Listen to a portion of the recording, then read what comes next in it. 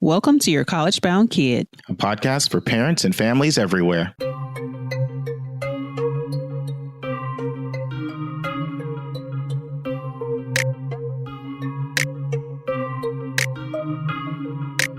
Whether you have kids that plan to attend college or you have current college students, you want them in and you want them to graduate. And you want a quality education that you can afford. I am Mark Stucker. And I am Anika Madden. It is Thursday, March 15th, and this is episode number 7, How to Get the Job Your Kid Wants. In this week's news, we'll discuss an article that covers the pros and cons of both living on and off campus. We're in Chapter 7 of 171 Answers, and we're talking about our kids knowing how to exactly get the jobs that they want. And this week's question is from a mom who wants to know the chances of her family getting merit or financial aid if they make more than $100,000 per year. Your College Bound Kid listeners, you may recall in our last episode, we had a robust discussion about how Anika is a sound snob and I'm a content snob. Well, I have to tell you a little behind the scenes thing. So after that episode, she was like, Mark, the quality's not good enough. And I was like, yes, it is. No, it's not. But then because she's a sound snob, she went back, made all these corrections, sent them over to our sound engineer, and he made the episode so much better. So you know what?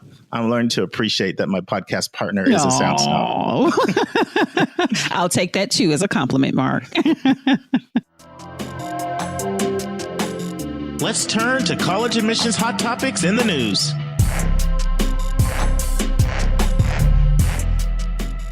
Okay, in this week's article, we're looking at one, Mark, in thoughtco.com, which is really thoughtcompany.com. And what this is a list of pros and cons about students choosing or deciding whether they're going to live on campus or not. And Mark, I want to go ahead and tell you that it was, I naturally gravitated toward the pros of living on campus because of my own personal experience.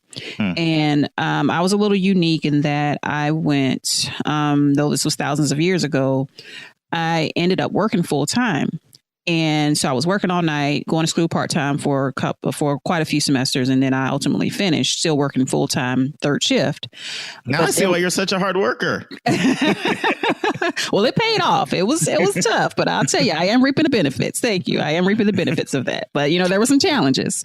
And one of those challenges, Mark, was I had a real disconnect from the campus life.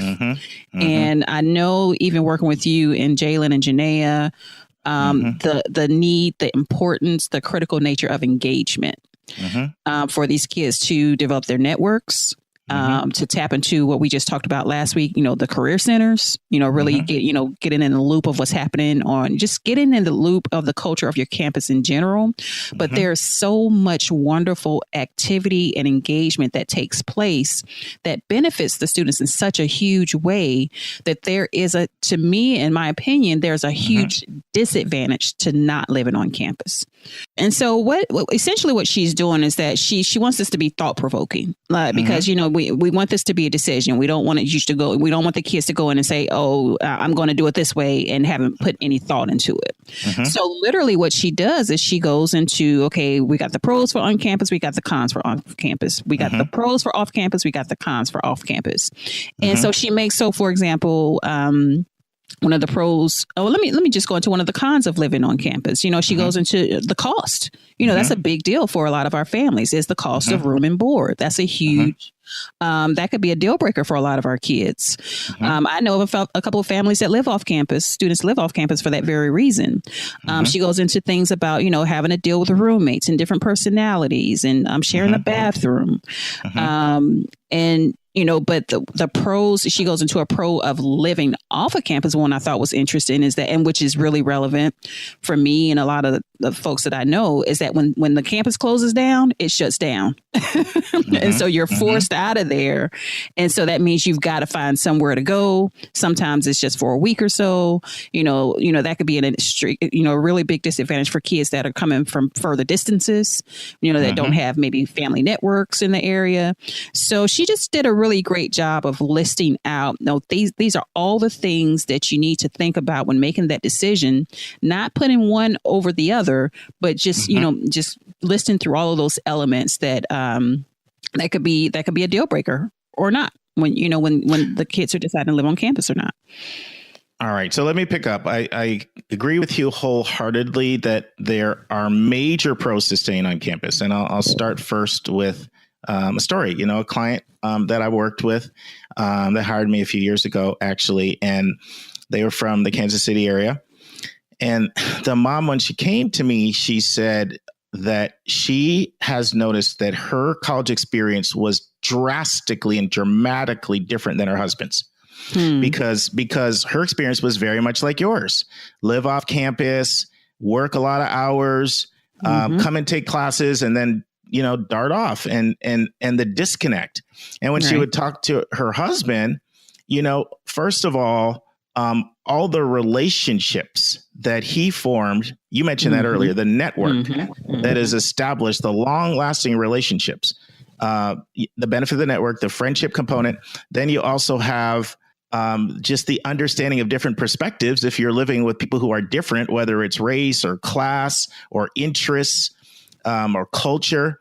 And so that, that broadens your horizons by living with people who are different and dissimilar to you. And even the growth that occurs from having a roommate on campus and sharing everything. So there's a lot of personal growth that occurs on campus, relational growth, perspective growth, and networking benefits, all those things you mentioned. There's another major benefit. And this was one thing that I thought this article was good in terms of summarizing the pros and the cons.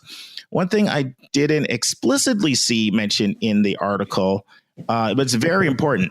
There is a lot of research that shows that students that live on campus have a higher GPA than students that live off campus. So there are academic benefits, and it makes sense because you're in that milieu that is all about academics, right? So if you need to see a tutor, you need to go to the library, there's a study group, all that stuff, it's all at your disposal. Whereas, let's say you're off campus, you're not in an academic context anymore. Like you have TV and all these other temptations that are coming at you, and nothing is really supporting a culture of hunkering down and handling your business, let alone the support systems that are in place. So that is another factor when you look at the benefits of being on campus. So there definitely are some advantages, though, to being off campus as well. And in your opinion, what would you say are the biggest advantages to being off campus, Anika? Well, I think the same way that you really build yourself as a person, you develop yourself as a person on campus, really hunkering down in the academics, really, surrounding yourself with, all the opportunities that are happening. There is a strength builder, I guess I can say, in being on your own. And being independent. And so I had to figure out a lot of stuff fast. And I'll tell you, I assure you that I got some of my key jobs when I first graduated from college, when I really started my career. And I was able to talk about that experience. And I felt really confident in that because it really did speak to my work ethic, because it could go either way, right? You can be disconnected and you can just kind of go aloof and not worry about your work and not, go, in a totally different direction. Where you can also see it as, I really got to step my game up when it comes to my classes. I really got to, put in the extra effort in terms of really studying even harder, or really, making sure that I do connect with certain people on campus. So I think there is a personal development component. You just become a better person, when things get tough, you get tougher. And you had the maturity to make wise decisions. Like, a lot of people, they'll drop out. Right. So you were able to handle that. Right. So in my opinion, there are some pretty significant advantages to being off campus as well. And one of the absolute biggest ones you mentioned when we first started this discussion, and that is the financial benefit. So room and board at some schools is as high as $18,000. And so a lot of times when I'm working with families, and finances are a major component at them even being able to stay on campus, I will explore an off-campus move. Now, you have to be careful because a lot of schools have requirements. Like, for example, where your son Jalen and my daughter Karis is, Davidson is a school that requires all 4 years on campus. Some schools require 3, some 2, some 1, some none. You got to read that for your schools. But I will oftentimes recommend a student move off campus. And what I say is try to be as close to campus as you can. Because if you're really close to campus, then there's a very good chance that you'll be able to still take advantage of a lot of the access to the academic resources and things, right? Because a lot of times it's the distance that becomes problematic. And then I say, make sure that your roommate, because in order to save money, usually you're talking about roommates, maybe 4 roommates sometimes. Your roommate is someone who is both academically motivated and of good moral character so that they'll have a positive influence on you. And so case in point, now, Karis had a very unique situation. So she went to Peru and Chile and a little bit to Bolivia for study abroad her junior year at Davidson. And when she went away during that fall semester, they over-enrolled the dorms. So she got a notice when she came back saying, we kind of have a problem here. We need you to find a place off campus because, it's too much money for a school to just leave those rooms open. So they're trying to do the numbers matching, right? So if they over-enroll, because, there's always going to be a certain amount of attrition, even if it's a small number that's factored into the statistics. But let's say you're expecting a 1% attrition, you have 0, or you're expecting 5 and you have 3. Now you're over-enrolled. So I had to get involved. And that was kind of fun. I was talking to all these landlords and everything, and we got but here's what happened. She ended up getting an amazing 3-bedroom, 2-bath condo a mile from Davidson. Wow. Okay, with 3 of her best friends, and she absolutely loved it. And then what happened, Davidson was going to make them come back on campus for the senior year, because remember, they require 4 years on campus. One of the 4 students petitioned all the way up to the top and said, I just can't afford it, because the savings can be, you can be talking like $5,000 to $7,000 savings. It's not insignificant. Right. And so they actually won their appeal. So Karis ended up being on campus for 2, off campus for 2, but close to campus with academically motivated, good kids as roommates. And she's absolutely loved it. Her grade point average has been higher actually since she's moved off campus. So that's excellent. So financial benefit is absolutely one of the big reasons, the biggest by far. Another factor for some people, I mean, there are people, and I've worked with students like this over the course of my career, they are so used to certain types of creature comforts that they just don't do well in a dorm setting, even with these fancy, smancy modern dorms. They're like, they're used, and they're just going to be so malcontent that they're going to not handle it well. And so, in other words, the bang for your buck that you're going to get in terms of facilities and resources and amenities oftentimes is just a good deal.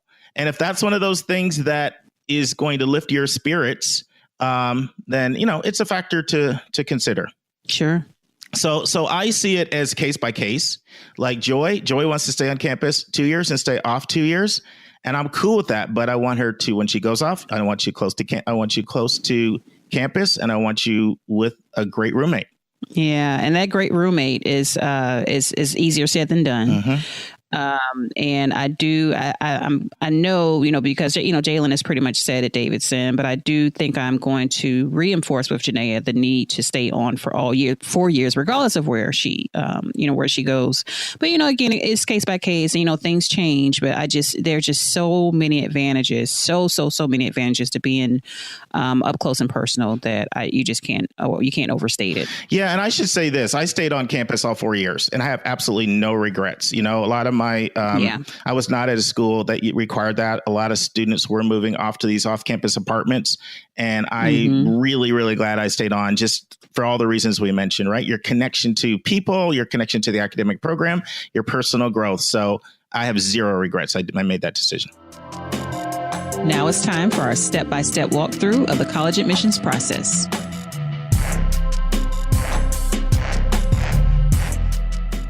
Okay, Anika, we are in our 7th chapter of the book, 171 Answers to the Most Asked College Admissions Questions. This is our comprehensive college admissions course that we make sure you have no gaps in your understanding of how this process works. So after 3 more chapters or 3 more episodes, we'll be transitioning to the next 18 weeks where we'll talk about how to build your college list. But in today's episode, we're focusing on understanding the steps that you need to take to reach your career objective. So it's one thing to say that Janaea wants to be a veterinarian. What steps does she need to take to make that happen? And the reason why that's important, one, so that you don't go off course and spend all this money and time at school and you don't end up getting a job because you didn't put the steps in place. So that's extremely important for that reason. But it's also important because it's another checks and balance. Sometimes as people understand the steps they need to take, they come to the conclusion, I don't think I want to do that.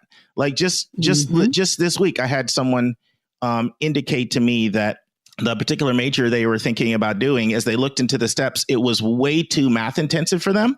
And they just realized that that's just not how my brain works. So they're literally switching majors because they looked into the path that they had to take. So it's helpful both as a checks and balance that this is in fact the right major and career for you, as well as a way of ensuring that you actually get a job when you graduate. So Anika, I'd love to just kind of know what your takeaways were from this chapter. So, Mark, but first, let me tell you that just within the past, I'm going to say week and a half, when I tell you 2 random people that I have not even told about the podcast yet, because they know, my experience and just working with you and just, my kids in general. And they both asked about, I got this kid that's trying to figure out what they want to do. Help me out. They're trying to figure out what college you're going to go to. They're just kind of at a loss. And so when I go, so the tools that you're sharing, Mark, so when I, again, using Janaea as an example, when it drills down, okay, knowing how much education that you're going to have, knowing that she's going to have to go to med school after college, being a vet. And I tell you, it helps me so much to see that again, because it just brings everything into context about what, the commitment that she's about to put in, right? She hasn't quite started yet. It talks about the licenses and the certifications and registrations. I mean, you can get to know that level of information. One other really interesting thing I learned about becoming a veterinarian is that when you apply to it literally states this, when you apply to the medical college, having it says weighing experience heavily during the admissions is a strong possibility. Meaning, I probably didn't say that right, but what it's saying is that these admissions folks, when she applies to these schools, are going to look at how much experience she has. And so in my mind, I'm like, oh wait, she's going to have to put in some work. Like, it's not just about going to class, but she's going to, it's going to be some levels of whether that's through an internship, a co-op, or whatever that is. She's going to have to really be focused on that. And I do know oftentimes we just think about the class component when it comes to college. Oh, okay, what classes do you have to take? Oh, okay, then you graduate. So the fact that this chapter focuses in on the literal steps, is not just about the classroom, but what are the extracurricular or what are the supplemental things that you have to be mindful of, because when you don't want to be blindsided, right? You go up there and you get ready to go to your next step, and you haven't fulfilled all of these other requirements. So it's just it was great that it just outlines it in such a way. Well, thank you. And the chapter mentions internet resources that can help you know what steps you need to take to become what you're trying to become. But one of the other things that the chapter talks about is reaching out to departments at colleges. We already talked about career centers, so you can reach out to the career centers as well and find out, okay, this is what I'm interested in doing. What based on the employers you're talking to, what skill set are they looking for? You can work it backwards, and what experiences. But you can also reach out to departments. And this is what we did with Joy. So Joy is the youngest at Valdosta State. And she has said since probably 10th grade that she wants to help middle school kids with their problems. So first she was thinking, well, I'm going to be a school psychologist. But did a little research on that, found out mostly with school psychologists, they're mostly doing testing all day, and she didn't really want to focus so much on testing. So she found out in order to do what she needed to do, she needs to be a school counselor. So what I did with her was I reached out to a couple different college departments that have masters of school counseling programs, because she knows she needs to get a master in school counseling. So we actually had a face-to-face sit down with the head of the department at Valdosta State, because they have a very strong program. And she gave Joy and me all kinds of guidelines about every single thing that Joy needed to do. Also had a phone conference with the University of Georgia, which has, what's considered one of the top 2 or 3 programs in the country in school counseling. And I just want to share with you all the things that came out from that phone consultation and how basically it laid out a whole roadmap. So the first thing they said was, do not select a program that's not KCREP accredited. That's kind of goes like you said about needing the credentials, the right certifications. So there are a lot of counseling programs that are not KCREP accredited. Absolutely do not go to them. So Joy's interested in Georgia, Florida, or possibly North Carolina. So we compiled a list because there's like 11 KCREP accredited schools in Georgia, 8 in Florida, and about 14 in North Carolina. That's the first thing. Then she said, we're going to look at your GPA and we're also going to look at your GRE scores. We're going to want your GRE scores to be at least in the 40th to 60th percentile on a solid GPA. But then she said, we're mostly going to focus on your personal statement. The personal statement is going to be extremely important to us because we're going to want to know that you have a clear goal in mind as it relates to counseling. She said, perhaps you can talk in your personal statement about how your own counselor impacted your life and share some experience from that. Joy talked about the volunteering she's done. She said, absolutely include that. She said, you've got to start doing volunteering and volunteering with youth in a wide range of different experiences and opportunities. We're going to want to see a track record that you've been involved in helping youth through volunteerism. So she shared that out. Wow. Then she said, as far as undergraduate major, it's not really that important to us. She said, you could be a sociology major, a child and family development major, a psychology major, an education major, even a communication major. She said, we're not really looking for business or biology, but it could be a wide range of different majors that have to do with understanding humans, working with humans. And then she said, you're going to need 3 recommendations. And she gave some guidance about the recommendations. And so then she went through the whole process that they go through. Like, we get 70 applications a year. We take the top 35 and we bring them in for interviews, and we're going to take 15 to 20 of those students for interviews. So Joy left there knowing, okay, I have to start volunteering and volunteering a lot. I'm going to need 3 references. My personal statement is going to be extremely important. She knows what GRE scores they're looking for, basic idea of what GPA she's doing. And here's the other thing that was great. And both Valdosta and both University of Georgia said the same thing. For the last 10 years, every person that's graduated out of their program has had a job. Everyone. Yeah, because what it is, they're 2-year programs. 1 year's in the classroom with these 20 students and you stay together. UGA's 20, Valdosta State was 12. You stay with these same people the whole time.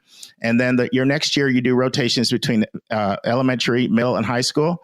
And you're basically put like 400 or 500 hours in the schools. And after that, you'll know, are you more of an elementary person, more of a middle, more of a high school? And they have partnerships with school districts. So those school districts will reach out and hire you based on their relationship with you, as well as how you did when you were in those schools. So she has a complete roadmap.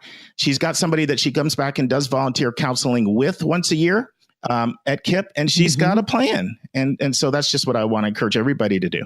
And at what point did y'all do that, Mark? Now, I have to admit, because I'm in the business, this is obviously something that I initiated and knew to do. So I did this with Joy, the start of her senior year, in high school. But there's no reason why I would have done it at the start of her junior year if she would have come to me and said, this is what I want to do, then. When it became pretty clear what she wanted to do, that's when, kind of put that plan in place. And that's something anybody can do. You just go to, you research, look up the schools, look up the head of the department, send an email, say, I want to talk to you. They'll share with you. They love people to be interested in their careers and their majors and their departments. Right. Awesome. One more thing I wanted to share before we transition, Anika. Another thing, when I was at Westtown School, I used to organize a big career fair where I'd bring in like 3 people and all these different professions, and the students would come and they would do presentations and they would do questions and answers with the adults who are in those professions about how do I become an accountant, an engineer, a computer tech, whatever. And that was really cool. Like, we had attorneys that would come in and speak. And I remember in one case, because, people have a tendency to think they're going to be like Law and Order if they become an attorney. And the attorneys were like, no, you have got to become an amazing writer because you're going to be writing all day if you're an attorney. And I remember having a conversation afterward with 4 students, like, I had no idea.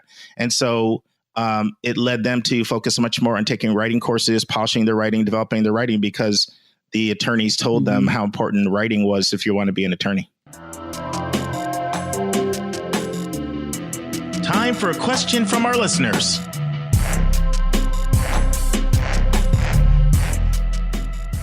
All right, Mark. Our question this week is coming from a mom, Miss Vivine in Atlanta, Georgia. And her question is this. If a parent makes over $100,000, is employed with a top accounting firm in NYC, single parent of 3, do they still have a chance of getting merit scholarships or any major financial aid for her child's college? What are the chances of that? Thank you, Vivine, for reaching out for your friend and asking this question, because it's a question I get a lot. So I know you're speaking for a lot of people. So first of all, you mentioned in Vivine's question, she said, do you have a chance of getting merit scholarships? First, I want to mention about merit is irrelevant what your income is. So I always tell people, if Bill Gates' kid can get a scholarship for chess or physics or tennis, then it's merit money, right? It's scholarship money. It's absolutely nothing to do with your income whatsoever. So absolutely could. Some time ago, Puff Daddy, P. Diddy, he made a lot of commotion when his son got a football scholarship in 2015 to UCLA. And people are like, why is he getting a football scholarship? All that money that he already has the money. He should be able to pay. Well, it's merit money. That's what it is. Doc Rivers' kid got a full scholarship to Duke. Mike Dunleavy's kid, full scholarship to Duke. These are millionaires. So you could get athletic or academic money. If it's merit money, it's irrelevant. So what she's probably mostly asking about is her second part, which she says, or any other major aid. Right. So she's probably really mostly talking about, can you get need-based aid? And the answer is still absolutely yes. So first thing I would say is, sometimes when people talk about how much money they make, they're talking, are you talking about gross or are you talking about net? That's the first thing. I worked with lots of people as we speak. I'm thinking about attorneys. I'm thinking about people in financial services. I'm thinking about various entrepreneurs. If they own your own business, you have tons and tons and tons of write-offs. Okay, so your top line number is oftentimes very, very different than your adjusted gross. And your adjusted gross, line 37 on a 1040, is going to be the main number that need-based financial aid calculations are based on. So that's the first thing to keep in mind. Like sometimes people's top line number is really high, and then when the time you take off all their expenses, it's significantly less.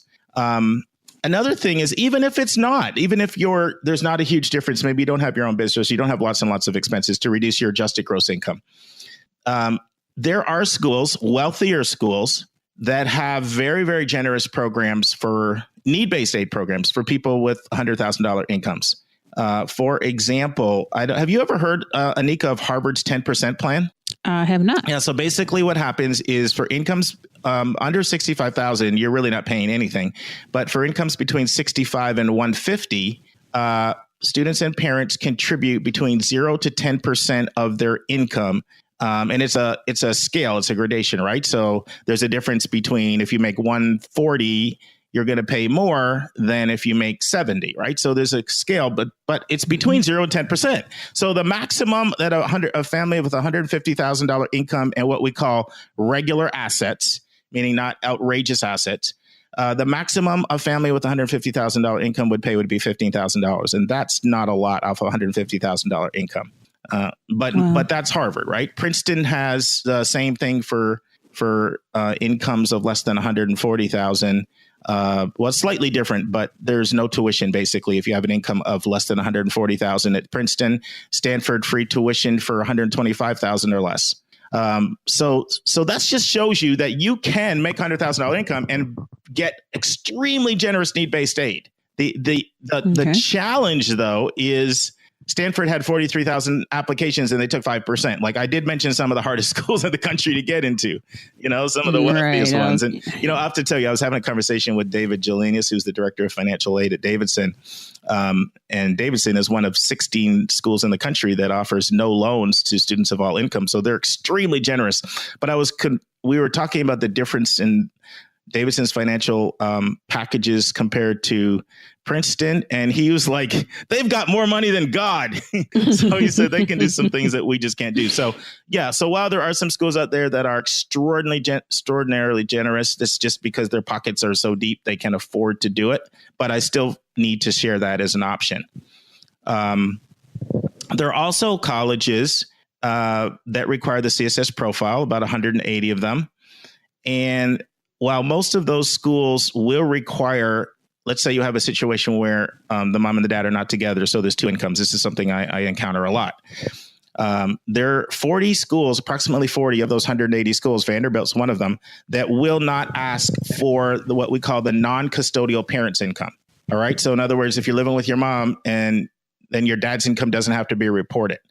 And all of the schools that require the FAFSA, which is what most schools require, they do not ask for the non-custodial parent income. So that's another way where sometimes, like I'm thinking of a student I worked with where the mom made $45,000 and the dad was a pretty big television personality. His income was way up in the hundreds of thousands. And that income was not even reported because the FAFSA doesn't even FAFSA doesn't even ask for it. So that's another scenario where a family can make a lot of money and they can still get a large financial, aid package. So Anika, I wonder if anything I've said so far is either not clear or you have any questions about anything I've shared so far, or should I just keep moving? No, Mark. No, you're on a roll, Mark. I just say it is eye-opening because I never would have thought that. I mean, I think the general assumption is that if you make a lot of money, you won't get any. So this is just helpful to know that that these are all possibilities. But definitely keep rolling. Okay. This is great. So a couple other things I want to point out. So the question Vivine asked specifically mentioned New York City, right? A top accounting firm in New York City. So one of the things that a lot of colleges can do, specifically colleges that require what we call the profile, which is a detailed financial form that 180 colleges require, mostly private schools, mostly selective schools, but there are some 7 public schools that require it as well. So the profile has the ability to make what we call a COLA adjustment. Do you know what COLA is, Anika? It's an acronym. Just like Coca-Cola, COLA. I don't, Mark. Oh. You told me this once before. Okay. Please school us. So it's an acronym that stands for cost of living adjustment, right? C for cost, O for of, living, L, A adjustment. So schools, they do have the ability, profile schools, FAFSA schools don't, but profile schools have the ability to go in and to make an adjustment. And those that do make substantial adjustments for places like New York and San Francisco in Los Angeles and Connecticut and Boston, and places that are really, really expensive to live compared to a lot of places in the South and in the Midwest. So they can take that 100,000 and with a COLA adjustment, they might look at you as really only making 60,000 because you're coming from New York. So I mentioned that because she did mention New York City. So that's another way that a family in New York, making that kind of money can get really good need-based aid. And then here's a huge way.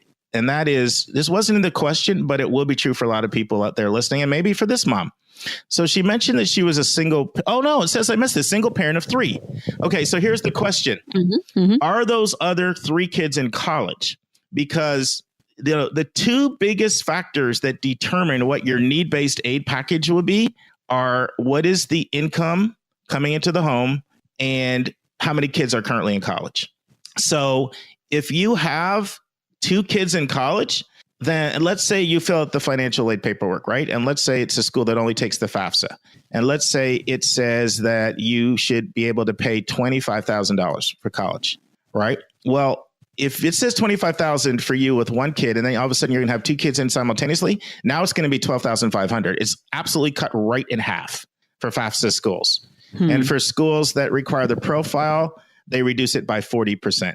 I wish they would just cut it in half as well, but at least 40% is pretty good. So that's a significant way. One of the families I worked with, Anika, they kind of hit the jackpot. They had pretty good income, but they had triplets. They had triplets. Oh my goodness. So not only did they have 3 in college, they had 3 in college for the same time for all 4 years. So in that case, let's say the expected family contribution said you could pay $30,000, it would be $10,000. And let's say it said 15, it would be 5. It's just literally cut into thirds. So that would be another way you can have multiple, you can get a lot of need-based aid. So the bottom line is this: you absolutely can get merit-based aid. You absolutely can get need-based aid. But here's what I do need to mention, Anika. Just because you qualify for need-based aid, that does not mean a school is obligated to give it to you. The majority of the schools just do not have enough money to give you what you actually need. In fact, there are a lot of schools that will turn around and give you no need-based aid. There are a lot of schools that only give merit-based money away because they feel like we just don't have enough money for all of our applicants, so we'll just give it to those who are the strongest ones. So it's important to know that while you're eligible for it, you're not entitled to it, and it's going to be absolutely paramount that you select the right colleges for your kid to get that need-based aid. And that's our show. A big thank you to you, our listeners, for tuning in this week. And if you find this podcast helpful, it would help us tremendously if you would subscribe, rate us, and write reviews of your college-bound kid on iTunes or your favorite podcast listening app. And most importantly, we want you to spread the word. The amazing music that you hear is by Victor Allen Weeks. Artwork is by Elaine Aguilar. Marketing designs by Kimberly Blass. And Your College-Bound Kid is produced by Esteban Sartho. And if you have a question or a few questions that you would like for us to answer, please email us at collegeboundquestion@gmail.com. That's collegeboundquestion@gmail.com. Every week, we'll select one question and answer it in each episode. To get a copy of the book, 171 Answers to the Most Asked College Admissions Questions, please visit 171answers.com. That's the number 171answers.com. We look forward to you tuning in again next week.